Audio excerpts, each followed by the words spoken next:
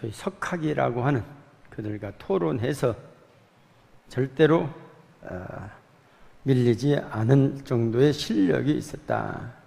요즘 같으면 신동이라고 하겠죠. 신동. 신동도 그러는데 우리 예수님은 하나님이셨지. 하나님이시니까 기록이 12살 때부터 있어서 그러지, 아마 지금같이 기록이 있으면 5살 때부터도 아마 그러지 않았는가 그렇게 해서 사람도 30대까지 그런 천재들의 모습을 우리가 얼마나 봅니다. 우리 시인인 윤동주 시인은 28살 때까지 살았는데 일본의 그 고문에 의해서 죽었죠.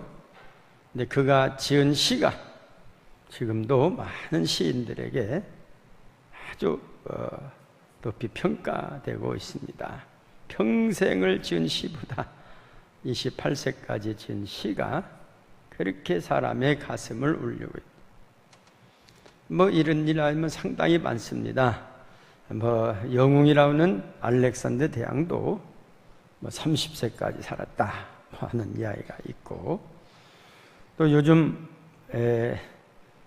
텔레비에서 뉴스거리가 된 김광석 가효, 그는 32살까지 살았는데 그의 가효가 많은 사람들의 심금을 울리고, 요즘 옛날 그분의 가요가 다시 틀어졌을 때 정말로 아깝다, 저런 분들은 더 오래 살았지 않은데 그런 느낌을 갑니다.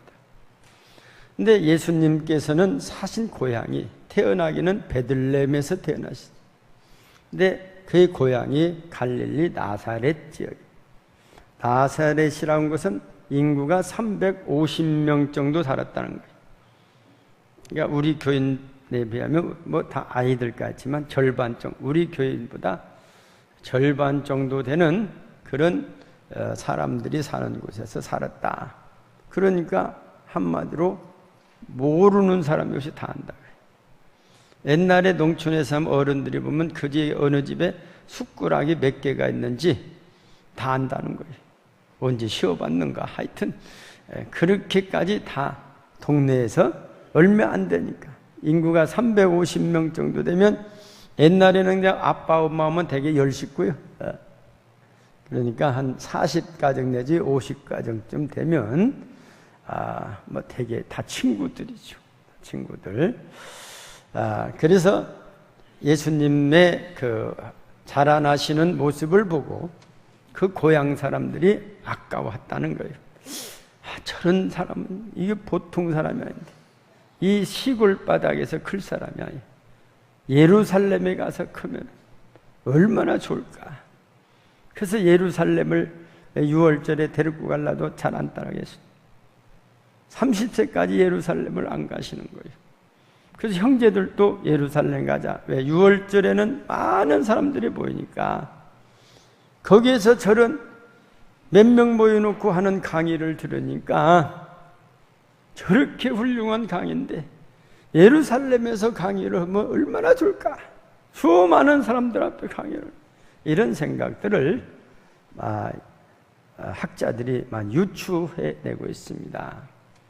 기록이 없으니까 12살 때 벌써 그렇게 훌륭한 성경 지식이 있었고 30세까지 예루살렘에 올라가신 적이 없어요.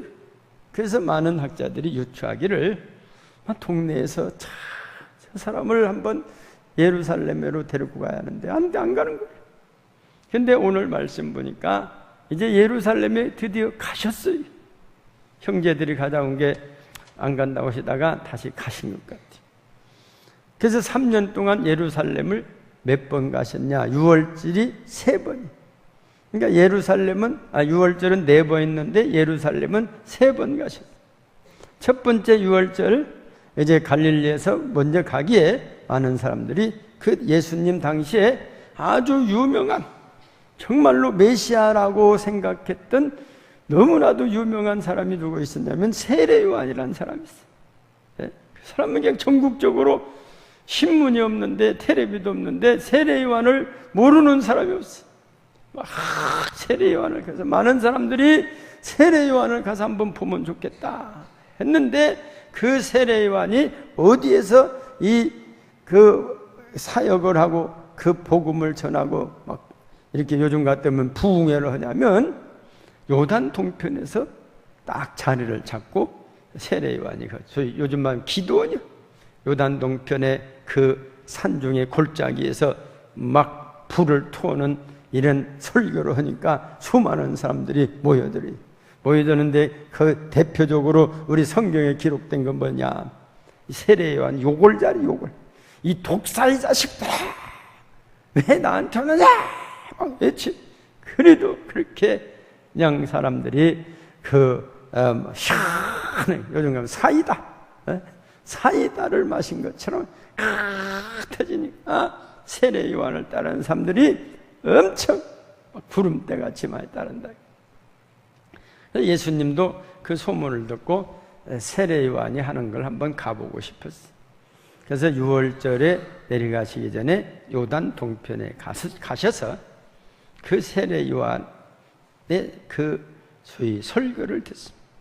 그런데 세례 요한은 영안이 밝아가지고 예수님이 오신 걸 뒤에서 보고는 앞에서 뒤에 예수님 오신 하나님의 어린 양, 세상죄를 지어가는 하나님의 어린 양 막 외치대는 거요. 세상죄를 지고 하나님의 어린 양이 왔다는 거요. 사람들이 누가 어린 양이다냐 봐도 세례 요한은 막 외치. 나는 그하고 비하면 나는 그분의 신들매도 감당치 못한다. 많은 사람들이 세례 요한이 최고인데, 아니 어떤 사람이 와서 신들매도 아니 봐도 이인자 같은 몰른데 저 밑에 신 묶어주는 사람한테도 난 감당치 못한다니 도대체 누구대야 이런 분위기가 있었어요. 그때 예수님께서 40일 금식 기도하시면서 이제 마치시고 예루살렘으로 가시게 돼요. 첫 번째 유월절을 만나면서 성전 청결을 하시게 되죠. 그러니까 이런 첫 번째 보니까 성전 청결을 하고, 성전 청결이 뭡니까? 그 기득권자들의 돈줄을 다 퍼버렸어요. 돈이 그냥 돈 세탁을 거기서 하는데 성전에서 성전세를 바꾸면 요즘 달러 바꾸면 무슨 얼마 1,200원이면 바꾸는데 막 2,000원씩 3,000원씩 받아가. 암달러 상해. 엄청 암달러. 진짜 돈 바꾸는 데는 뭐 없다고 하니까 암달러 가서 다 사는 거예요. 암달러가 1,200원짜리를 2,000원씩 3,000원씩 받고, 그렇게라도 바꿔야 하나님 앞에 제사를 드리는 게 사람들이 바꾸면서 기분이 확상해. 내가 여기 오는데 일주일이나 걸려왔는데 기분 확상해. 1,200원뿐이 안 되는 거 2,000원씩 울며 겨자 먹기 식으로 다 바꾸면서 터진 입으로 한마디씩 안 컸습니까? 저도 하지. 순전히 도둑놈들이라 다 하는 거예요. 그러니까 오늘 말씀 보니까 14절 한번, 오늘 본문 한번 보 시작. 이미 명절의 중간에 예수께 성전에 올라가서 가르치시니 유대인들이 놀랍게 여기 이르되 이 사람은 배우지 아니하였건 어떻게 글을 아느냐. 예수께서 대답하시되 내 교훈은 내 것이 아니요 나를 보내신 이의 것이. 사람이 하나님의 뜻을 행하려 하면 이 교훈이 하나님께로부터 왔는지 내가 스스로 말한 것인지 알아. 그럴 때니 19절 같이 보시죠. 19절 시작.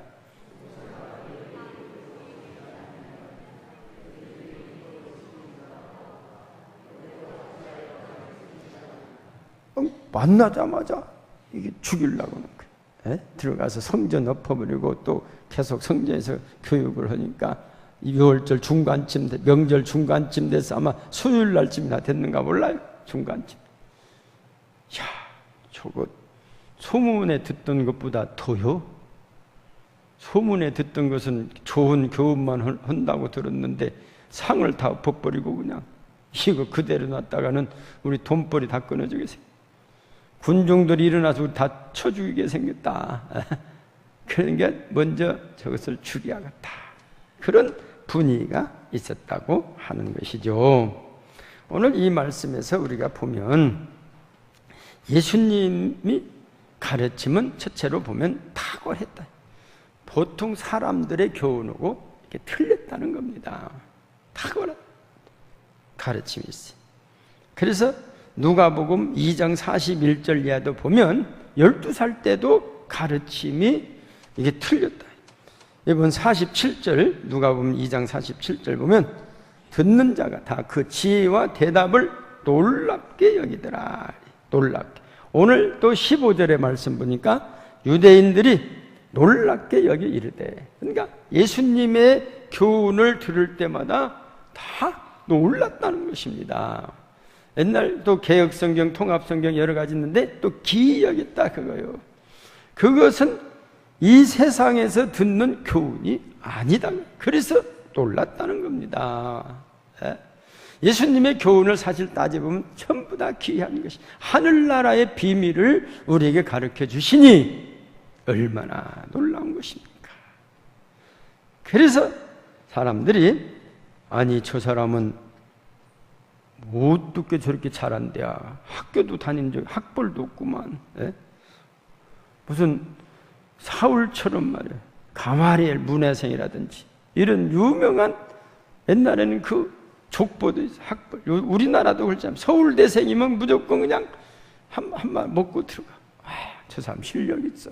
실력 없으면 서울대 못 들어가지 않습니까? 저 사람 실력 있어. 그러잖아요. 서울대, 연대, 고대 나왔다면 일단 실력 있는 사람으로 그냥 인정을 해버려. 그러지 않아요? 그래서 옛날에는 막 그런데도 막 보결로 들어간 사람, 돈은 얼마든지 줄 테니까 받아들. 그래서 아주 문제가 돼가지고 몇 명만 받으라. 몇 명만. 그렇게 하죠. 그래서 왜 받냐 했더니 그걸 받아야 우리 학교 운영하고 어디 짓는데 좋죠. 등록금 조금 받아가지고 어디다 적었어요. 그러니까 몇 명은 좀 보결로 넣게 해주세요. 예? 등록금 500만 원 듣는데 그거 어디다 써요. 그것도 5억 정도 내는 사람이 몇 있어야지. 그렇게 해서 당국에서도 국가도 못 도와준 게 몇 명을 아마 지금도 있는가 모르겠어요. 몇 명을. 그렇지 않습니까? 보결생들. 보결생들 넣는데 말이야. 이게 실력이 안 돼가지고 다니다 마른 사람도 있네. 어찌네. 그런 사람 막 신문에 난 게 알죠. 어떻게 알아요? 실력이 안 돼. 예수님. 그래서 그런 거 보고, 그런 사람들 보고 기이 여겼다. 기. 예수님의 그 가르침에 대해서 기. 그래서 성경에 보니까 기이 여겼다 하는 것은 한마디로 소위 놀랍다. 또 이상히 여기다.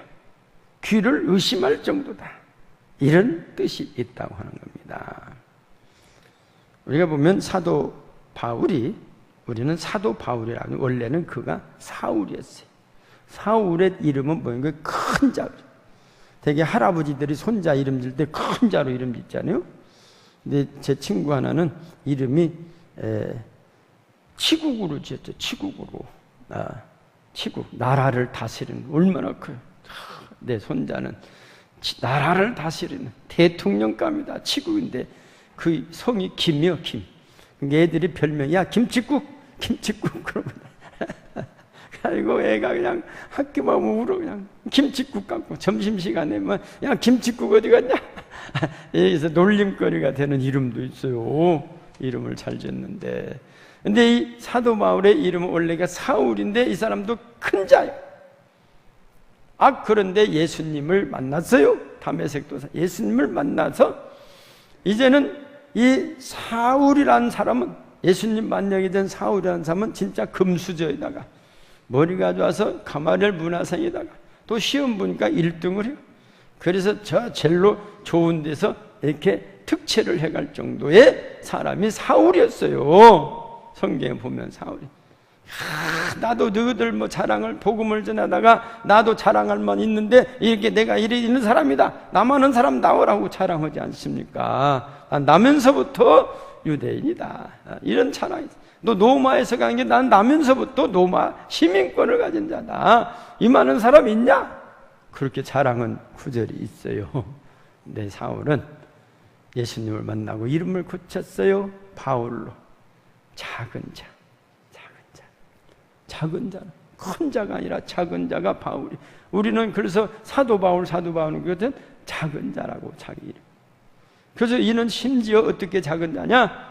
나 같은 죄인 중에 괴수다. 그거 입으로 하는 것이 진짜 자기가 예수를 만나고 보니까 자기 같은 사람을 택하여 주신 것에 대해 너무 감사해서 보니까 자기는 보니까 죄인 중에 괴수였다는 겁니다. 근데 이가 다메섹 도상에서 예수님을 만날 때 한 말이 뭡니까? 그의 학벌로 예수를 핍박하던 자가 주여 누시니까. 예수님을 바라보니까 벌써 예수님을 바라보니까 저분은 하나님이시다. 그래서 당신 누구냐 할 때 네가 핍박하는 예수라. 그렇지 않습니까? 예수님은 하나님이시구나. 예수는 핍박의 대상이 아니라 하나님이시구나. 그래서 거기서부터 자기가 꼬꾸라지고 회개하고 복음을 전하는 자로, 복음 전하기 위해서 교육을 받고 복음 전하기 위해서 가서 훈련을 받고 10년 넘도록 그래서 이제 훈련을 받아서 안디옥에서 첫 번 이제 그 선교사로 나가지 않습니까? 예수 만났다고 바로 그냥 우리는 그냥 뭣도 모르고 그냥 감옥 살다가 예수 만났다고 성령 받았다고 그 이튿날 나와서 간증시켜서 우리도 참 조세영 씨 우리 교도 한번 왔어요. 세계 전국적으로 그냥 그 사람 한번 이렇게 모시려고 막 한 번 신청 6개월을 기다려요. 그것이 아니더라고요. 그렇게 받으면 안 돼. 사도 바울은 10년을 훈련을 받고 복음의 전도자들. 요즘에 어떤 분이 그래요. 저보고 목사님 말이요. 여기 가서 꼭 어떤 분이 원해. 목사님 어떤 사람은요 3개월 만에 목사가 되어 있어요. 자기가 잘하는 사람이 그래요. 왜 근데? 막 뭐를 갖다 주고요. 갖다 주고 그냥 안수를 받았대. 목사 안수. 신학도 공부도 않고. 근데 목사님들은 얼마나 이렇게 밟아섰냐. 그래서 제가 그분이 자주 오길래 그랬어요. 나는 그 사람보다 돈 더 들어갔어. 목사 안수 받으려고 했더니 뭔 돈이냐. 대학 졸업했지, 대학 4년 졸업했지, 신학교 3년 했지, 거기다 준 등록금만 해도 그 사람보다 더 많겠네, 내가. 그런, 제가, 그렇지 않습니까? 그래서 돈 1,000만 원 주고 가서 안수받고, 이런 세상이 돼버렸어요. 이런 세상이.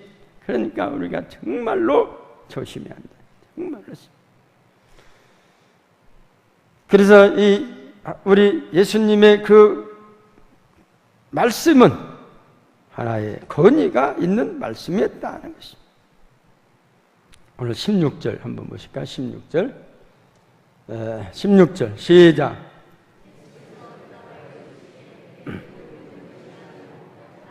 네. 예수님이 왜 권위가 있냐? 하나님의 것이기 때문에 권위가 있다. 하나님의 말씀이기 때문에 권위가 있다 그 말입니다. 요즘 학자들이 한국 강단이 병들었다고 나는 학자들이 많습니다. 그분들의 이 공통점을 보면 한국 강단이 코미디가 되어버렸다는 거예요. 말씀으로 돌아가야 돼. 그래서 그분들도 외치기를 말씀으로 돌아가자. 우리가 금년도가 종교개혁주일 500주년.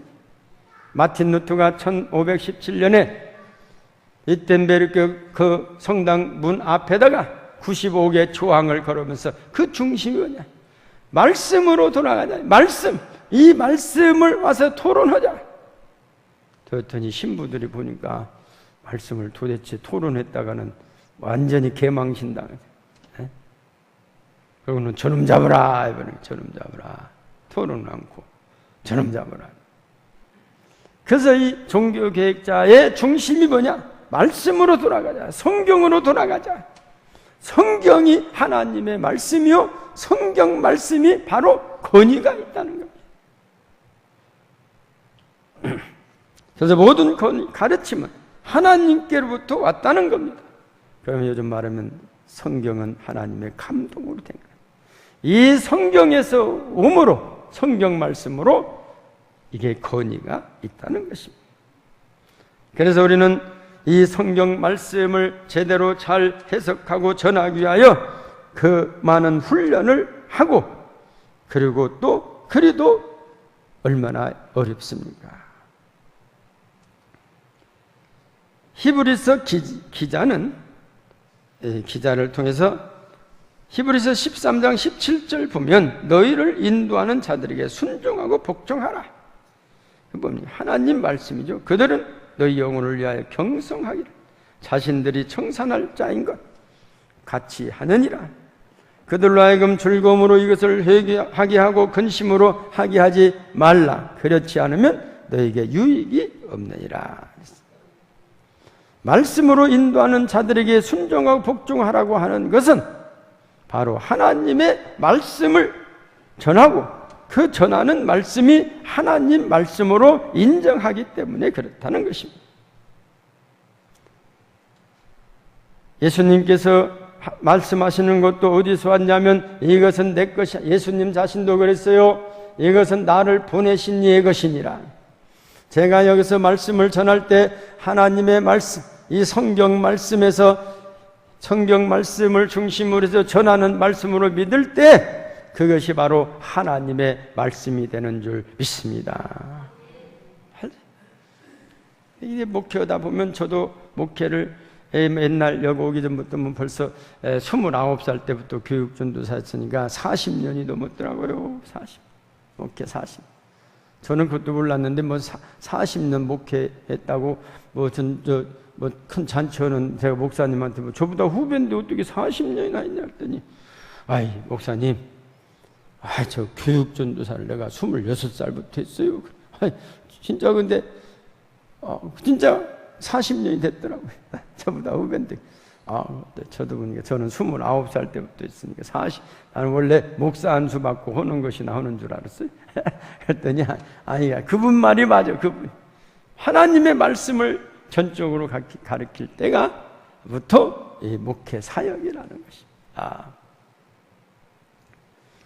여기 보니까 그러니까 우리가 이게 저도 우리 교회에서 제가 83년도에 왔어요. 우리 효자동교회 83년도 11월 달에 왔어요. 이게 횟수로 우리 나이로는 35살이요. 제가 35년 됐어요. 그죠? 만으로는 어디 34년이 됐는가 뭐. 어쨌든 보니까 34년 동안 이렇게 쭉 목회하면서 보니까 진짜 이게 제가 우리 교회 질 때 장로님 한 분이 젤로 연세가 많으신 장로님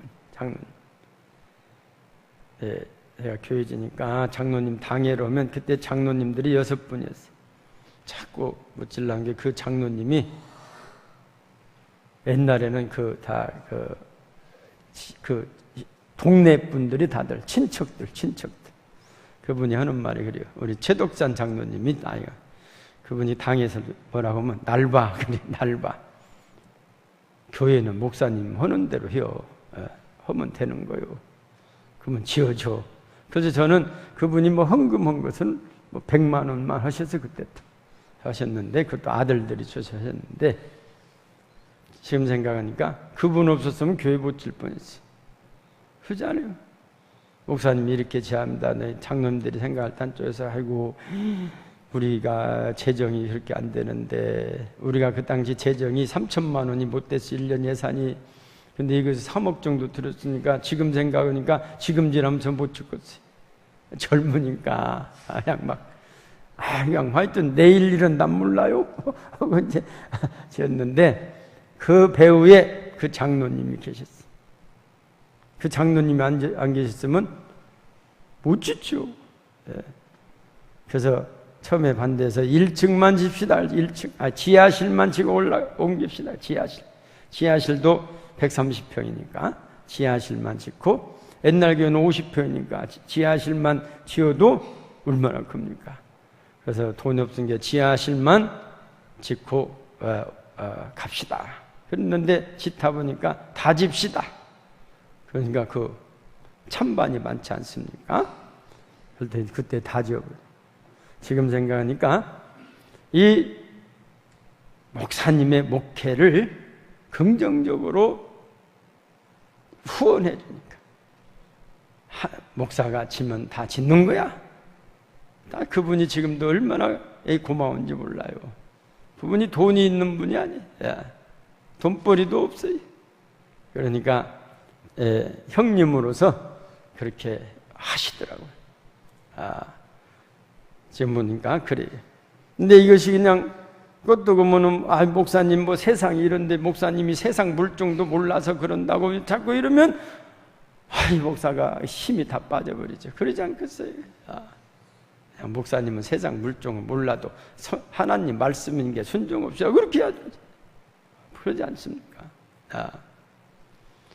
제가 목회하면서 추수감사절에 대해서 성도들이 얼마나 해야 한대요? 그렇게 묻는 분들이 그 당시 많이 계셔서 이게 대답을 옛날에는 김제에서는 옛날에 그 선배 목사님 와서 세미나 하는데 제가 물어봤어요. 재직 수련인데 얼마를 합니까? 제가 김제에 그랬더니 몰라 나도. 근데 우리 교회는 소구두마에다가 쌀을 한 구루마 싣고 와서 놓고 가는 분이 몇 분 계시고 그래. 그 당시에 김제 제1교회 목사님 유정철 목사님 오셔서 그래요. 제가 했는데 소구루마에다 한 차 하나 싣고 와서 추수감사 때 마당에다 교회 마당에다 놓고 간대야.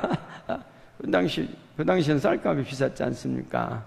쌀 2가마이면 교육자 생활비 줄 때요. 한 번 줄 때. 그러니까 우리는 그렇게 할 사람도 없는데 소구루마 있는 사람도 없고 어떻게 하냐고 제가 이제 그냥 하다가 기도해서 하나님 어떻게 합니까? 했더니 제가 기도하면서 야 그러지 말고 그냥 11조 한 번 더 하라고 해라. 그런 생각이 기도하다. 그래서 제가 11조 한 번 더 합시다. 한 지가 10년이 넘은 것 같아. 11조 한 번 더 합시다. 근데 요즘 그때 보니까 11조 하시는 분이 우리 교회도 100명이 넘으신데 다 하시면 얼마나 좋겠어요. 근데 다 못 하시더라고요. 제가 그래서 나 은퇴하기 전에라도 한번 다 하시는 분이 계시면 얼마나 좋을까 그런 생각이 들더라고요. 그게 믿음대로 받아들여야 하는데 그렇지 않습니까? 순종으로 역사되는 말씀이 많지. 성경에는 기독교의 신앙을 순종의 신앙이라고 하는 겁니다. 믿음의 조상 아브라함이 하나님의 말씀에 순종해서 그 고향을 떠날 때가 75세였어요. 옛날에는 재산이 다 부동산인데 다 놓고 떠나는 거예요. 창세기 12장 1절 4절 이 말씀 보면 그의 나이가 75세였다는 거예요. 또 100세에 낳은 아들 하나님께서 번제로 드리라. 창세기 22장 1절 보니까 거기에도 순종을 해요. 번제로. 성경에는 순종함으로 받는 축복과 불순종으로 받는 징계들이 가득 차 있습니다. 신명기 28장에는 축복도 있고 징계로 같이 써 있어요. 신명기 28장 1절 이하 말씀 보면 순종하는 자들에게는 모든 민족 위에 뛰어나게 하실 것이다. 나가도 복을 받고 들어와도 복을 받고 나가도 복을 받는. 또 이 15절 이하 말씀 보면 불순종하는 자들에게는 들어와도 저주받고 나가도 저주받으리라. 그 말씀을 좋게 하나님의 말씀은 하나님께 맞추는 것이 순종입니다. 그런데 사람들은 어떤 말씀엔 순종하고 어떤 말씀은 지나칩니다. 말씀의 편식 현상이 우려할 수준에 이르고 있습니다. 사랑하는 성도 여러분, 손해본다고 믿어보시고 손해본다고 순종해보시고 속는다고 배워보셔서 하나님의 말씀의 권위를 높여드리고 말씀 따라 살아가시는, 말씀 따라 축복받으시는 우리 성도님들이 되시기를 주님의 이름으로 축원합니다. 기도하십니다.